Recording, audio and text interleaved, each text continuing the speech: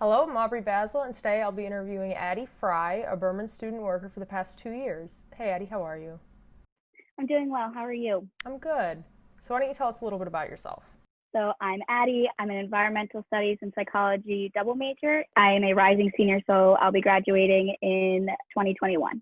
What attracted you to work at the Berman? I've always had a love for art. Every time we go on vacation with my family, we go to art museums, we go to history museums, just try to get, a piece of history everywhere we go. My mom majored in history too in college, so that kind of Wow. has always stayed with us.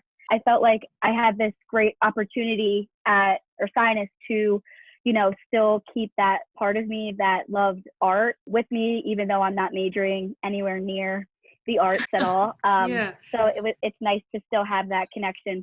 And I think we're just really lucky as a campus. Do you have a favorite piece of art in the collection?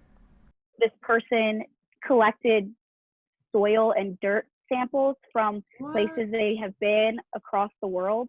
And some of it was like dirt from Iceland, some of it was from Africa, some of it was from Maine, some of it was from California. It's just a bunch of, blotches of stuff, of like just browns and reds and Uh-huh. whites and stuff. And you don't realize it until you take a second and read, it's not oil on canvas, it is dirt on Right. canvas, and it explains where it is. But it was just awesome being able to look at it. It's like the whole world is kind of like right Yeah. there.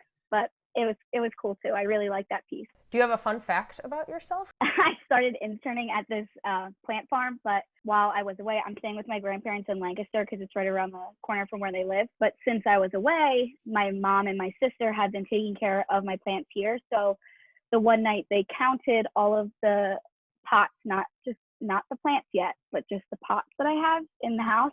And I have over 150 different pots filled with Oh, plants oh inside of my my God. house. And I do not have a big house, and every single room in this house is used, and it is not empty ever. I used to love shopping, big retail therapy gal, and Mhm. with my experience, in environmental studies and psychology, I've realized that is a dangerous cycle Combination. to be part of. Yes, it is very dangerous. So I have turned my type of retail therapy into plant retail therapy. Yes, I am helping and not helping the environment, but I'm not hurting it by buying fast No. fashion all the time. But it's really fun. I love it. I'm into houseplants now. I have Mhm.